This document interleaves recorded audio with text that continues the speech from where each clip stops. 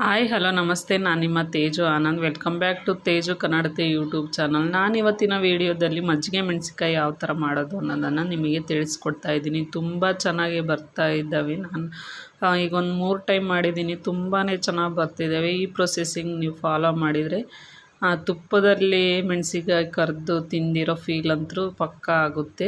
ನಾನು ಸ್ವಲ್ಪ ಒಂದು ಕೆ ಜಿಯಷ್ಟು ಮೆಣಸಿನ್ಕಾಯಿನ ನೀಟಾಗಿ ತೊಳ್ಕೊಂಡು ಒರೆಸ್ಕೊಂಡು ನಿಮಗೆ ತೋರ್ಸೋಕೆ ಈಸಿ ಆಗುತ್ತೆ ಅಂತ ಅಂದು ಒಂದು ಟಬ್ಬಲ್ಲಿ ಹಾಕಿ ಇಟ್ಕೊಂಡಿದ್ದೀನಿ. 2 ಲೀಟ್ರ್ ಮಜ್ಜಿಗೆ ತಗೊಂಡಿದ್ದೀನಿ. ಮೊಸರು ಅದನ್ನು ನೀಟಾಗಿ ಕಡಿಬೇಕು. ಅದು ಕೆನೆ ಇರಬಾರ್ದು, ಚೆನ್ನಾಗಿ ಕಡ್ದಿರಬೇಕು. ಪೂರ್ತಿ ಮಜ್ಜಿಗೆ ಥರ ಆಗಿರಬೇಕು. ಅಂಥ ಮಜ್ಜಿಗೆ ಮಾಡಿದರೆ ತುಂಬಾ ಚೆನ್ನಾಗಿ ಹಿಡಿಯುತ್ತೆ ಮಜ್ಜಿಗೆ ಮತ್ತು ಮೆಣಸಿನ್ಕಾಯಿಗೆ ಖಾರ.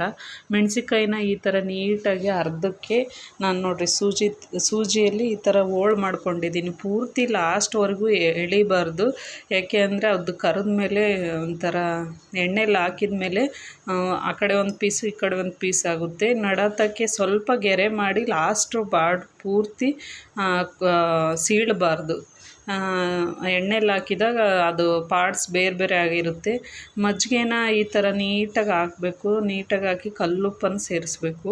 ಕಲ್ಲುಪ್ಪು ಸ್ವಲ್ಪ ಅದಕ್ಕೆ ರುಚಿ ತಕ್ಕಷ್ಟು ಕಲ್ಲುಪ್ಪು ಹಾಕಬೇಕು. ನಾನೊಂದು 10 ರೂಪಾಯಿದ್ದು ಜೀರಿಗೆ ತೊಗೊಂಬಂದು ಅಷ್ಟನ್ನು ಮಿಕ್ಸಿ ಮಾಡಿ ಹಾಕಿದ್ದೀನಿ. ತುಂಬ ಚೆನ್ನಾಗೇ ಬಂದಿದ್ದಾವೆ ಮಜ್ಜಿಗೆ ಮೆಣಸಿನ್ಕಾಯಿ. ಯಾರಿಗಾದ್ರೂ ಬೇಕು ಅಂತ ಅಂದರೆ ನನಗೆ ಇನ್ಫಾರ್ಮ್ ಮಾಡಿರಿ, ನಾನು ನಿಮಗೆ ಕಳಿಸ್ಕೊಡ್ತೀನಿ. ಬೇಕಾದರೆ ಮಜ್ಜಿಗೆ ಮೆಣಸಿನ್ಕಾಯಿ ಮಾಡಿ ಕಳಿಸ್ಕೊಡ್ತೀನಿ. ನನಗಂತೂ ಇಲ್ಲಂದರೆ ಇದು ಮಾಡೋದಕ್ಕೆ ತುಂಬಾ ಟೈಮ್ ಹಿಡಿಯುತ್ತೆ. ಒಣಗಿಸೋಕ್ಕೆ ಬಿಸಿಲು ಇಂಪಾರ್ಟೆಂಟು. ಒಂದು 15 ದಿವಸ ಬೇಕಾಗುತ್ತೆ. ಮುಂಚೆನೇ ಹೇಳಿರಿ, ನಾನು ಇನ್ಫಾರ್ಮ್ ಮಾಡ್ತೀನಿ. ಈ ಥರ ಒಂದು ಡಬ್ಬಿಲಿ ತುಂಬಿಡ್ತಿದ್ದೀನಿ. ಯಾಕೆ ಅಂತ ಅಂದರೆ ನೀಟಾಗಿ ಅದು ಅಬ್ಸರ್ವ್ ಆಗುತ್ತೆ. ಮೆಣಸಿನ್ಕಾಯಿ ಮತ್ತು ಜೀರಿಗೆ ಉಪ್ಪು ಚೆನ್ನಾಗಿ ಒಂದರಲ್ಲೇ ಸೇರಿಕೊಂಡು ತುಂಬ ಚೆನ್ನಾಗಿ ಟೇಸ್ಟ್ ಕೊಡುತ್ತೆ. ಈ ಥರ ಫಿಟ್ ಡಬ್ಬಿಯಲ್ಲಿ ತುಂಬಿಟ್ರೆ ತುಂಬ ಚೆನ್ನಾಗಾಗುತ್ತೆ. ಈ ಥರ ಡಬ್ಬಿಲಿ ಹಾಕಿ ಒಂದು 2 ದಿನ ನೈಟು, 2 ದಿನ ಮಾರ್ನಿಂಗ್ ಫುಲ್ ನೆನೆಯಕ್ಕೆ ಬಿಟ್ಬಿಡಿ. ನೆನೆಯಕ್ಕೆ ಬಿಟ್ಟಮೇಲೆ ಇದನ್ನು ತಗೊಂಡು ಒಂದು ದೊಡ್ಡ ತಟ್ಟೆ ತಗೊಂಡು ನೀಟಾಗಿ ಅದನ್ನೆಲ್ಲ ತೆಗೆದು ಮತ್ತೆ ಹೊರಗೆ ಹಾಕಬೇಕು. ಚೆನ್ನಾಗಿ ಬಿಸಿಲಿರಬೇಕು ಒಣಗಿಸ್ಬೇಕು ಅಂತ ಅಂದರೆ. ನಾನು ಈ ಥರ 3 ತಟ್ಟೆಯಲ್ಲಿ ಭಾಗ ಮಾಡಿ ಹಾಕಿದ್ದೀನಿ, ಚೆನ್ನಾಗಿ ಒಣಕೊಳ್ಳಿ ಅಂತ ಅಂದು. ಮತ್ತೆ ಅವತ್ತೇ ಸಂಜೆ ಮತ್ತೆ ತಗೊಂಡು ಮತ್ತೆ ಅದೇ ಮಜ್ಜಿಗೆಯಲ್ಲಿ ಮತ್ತೆ ಹಾಕ್ತಾಯಿದ್ದೀನಿ ನೋಡಿ.